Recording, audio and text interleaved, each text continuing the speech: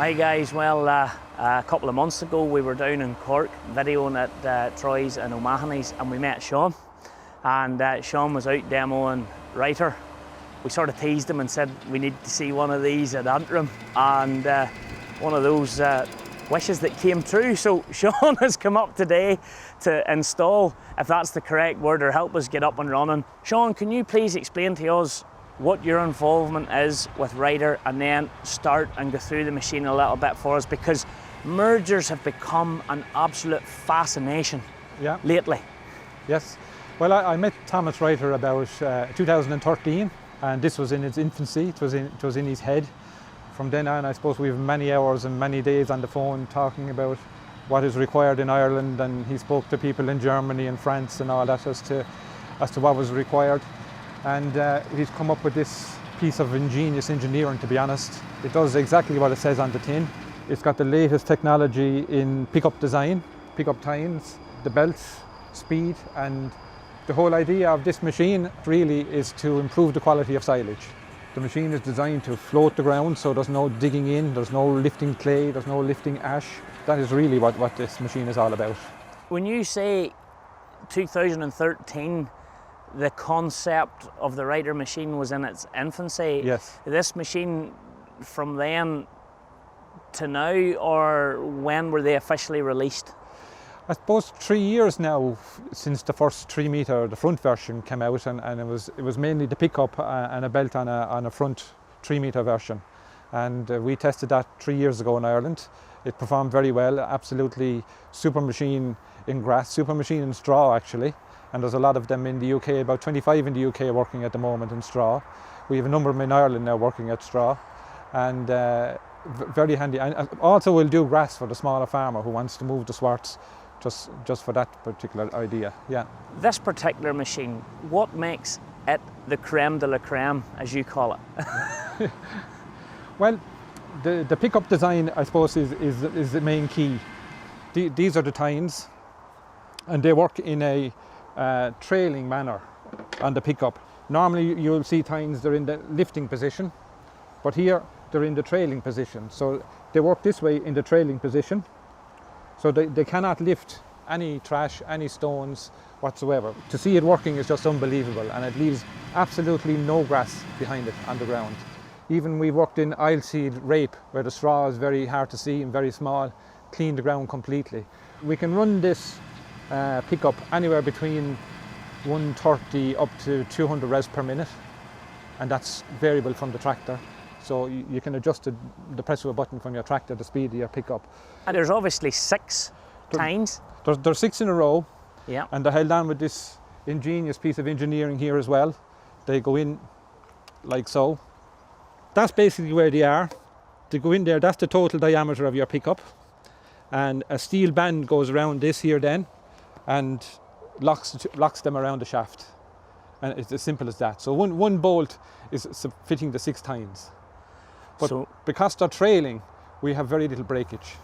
That's how you've got your pickup. Yeah. So is neat the correct word? Very neat, it's very unique. The tines then are simply just mounted into this plastic holder, and they just fit into your little tine holder here, the 3 tines. Can I ask a question, and I don't want you reaching out and giving me a slap, is that strong enough? It is, because we've tested this now for 4 or 5 years in all sorts of conditions. We've tested it in straw, where there's heavy tram lines, it's digging in the ground. You were saying to me earlier on your demo machine, the one that we videoed in Cork, you had it on that lovely black Fint. That machine, through all its demos this year, there wasn't a single tine lost. No, we haven't broke a single tine, no. Because I think that's something that potential users look at a merger of any description, and they just think to themselves, oh, there's a lot of pickup tines in that. It was one of the fears. Every time we visited contractors, I suppose around Southern Ireland about 4 years ago, we visited 3 or 4 contractors, myself and Thomas, and one of the things that always came up, pickup tines. We'll be changing bolts forever. That was why this was designed, and it is a fantastic. But I think that the most amazing part is that it'll work in a trailing position. We're not losing any tines. Also is in part with the flotation system, because we've got 4 wheels, as you said, The machine is at super flotation, and each side works individual from the other. So one is not dependent on the other. Like some of the machines, you have to lift both and whatever. Each side is totally independent. So the flotation is superior. The pickup itself is also flexible. No way. It's not rigid. How is that possible? It's in 2 parts. It's a 3-part pickup, so it's flexing it follows the ground totally. So when you see that solid band in the middle of the front of the pickup, Yeah, that's 1 part to 2 parts. yeah. Also underneath it we have rotating discs rather than slides, because we found in some certain wet conditions, say, or soft clay, slides are inclined to bulldoze clay and mark the ground, where your slide won't catch any stones and it'll just rotate it away from the machine. Kind of wondered what the thinking behind that was when I was looking at it. Now I know. Yeah. So then our pickup's unique. It's all wrong by conventional design. Yes. But as you say, it's all right. Your bands are... These are our bands. They're a heavy plastic band, so that they come that way, and they just bend around the pickup. You're stronger than you look, Kiefer. I tried I that know. earlier. Yeah. I had my Weetabix. Then obviously the crop press, that's self-explanatory. Yes. So crop press, pickup time, and then Yeah. some form of a rotor. Yeah. Your rotor here then is again unique to Ryder, and that feeds the grass uniformly back onto the belt. This we can adjust up and down hydraulically as well, or we can set it. And these are the rotor tines. Again, they fit on very simple, as in half moon shapes around. So that's the way they just go in around the rotor here as such. And they are feeding back the grass. And again, plastic. Plastic, yes, but as you can see, there's very little of them sticking out here because they're just barely there to help feed the grass back. They're not digging into the grass or whatever. So.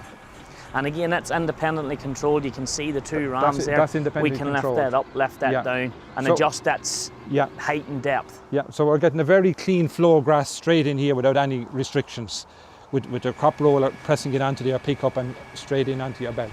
Now I'm going to come back now to the belts. There is Yeah. a very noticeable difference to the one we seen in Cork, I do believe. Yes, we've put on more flights because we found in the wet Irish grass, the grass wasn't going as quick because it was slippery with the wet and the weight.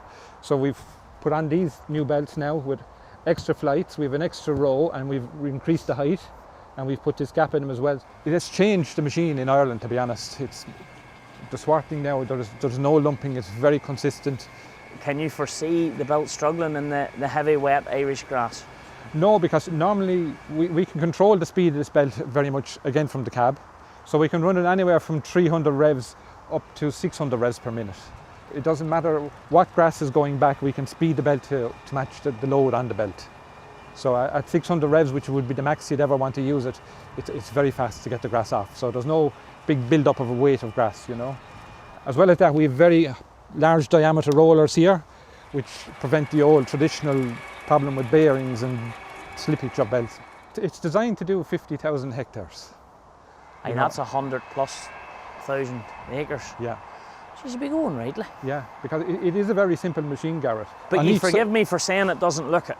No, but but mechanically, the moving parts are basically, on your belt here you've got 4 bearings, and on your pickup you've got 4 bearings. No cam bearings, no nothing, and they're over-engineered. The bearings are very big, they're very well over-engineered.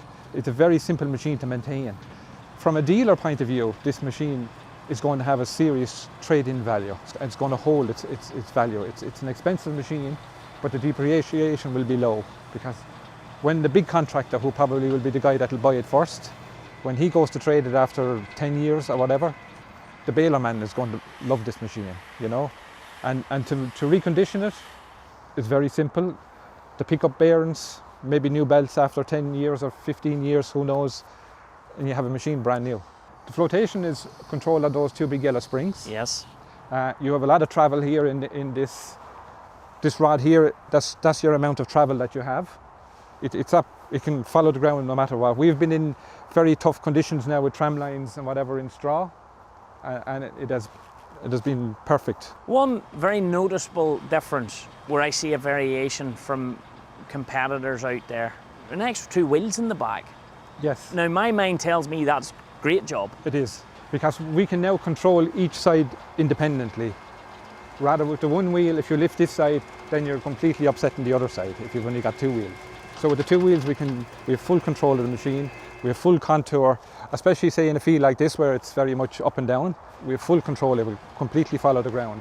And the whole idea, Garrett, again, is to reduce the trash. It's all about reducing the trash and not digging into the clay. And like we've got 4 of these big slides on each side of this machine, so it's very, very hard for these tines to hit the ground. It just is not possible, basically, you know. Do you honestly believe that once adopted by a couple of contractors or large-scale farmers producing a lot of grass, do you honestly believe they'll never look back towards the more traditional rake? No, I think this is definitely the future. It's probably not a cheap one if you look at the price, but if you look at the overall cost of ownership over a period of time, this is a lot cheaper machine than the 50-foot rakes that are running at the moment. Well, that's up to you to come up with a good finance package. Absolutely. And a good trade-in value when they're all over. It's a heavy machine, I have noticed, but that doesn't particularly scare me because that weight's been transferred over back axle and 1, 2, 3, 4 tyres. Absolutely. We have 2 ton on the tractor and we have 1 ton on each wheel. That's the balance of it. So that's not bad.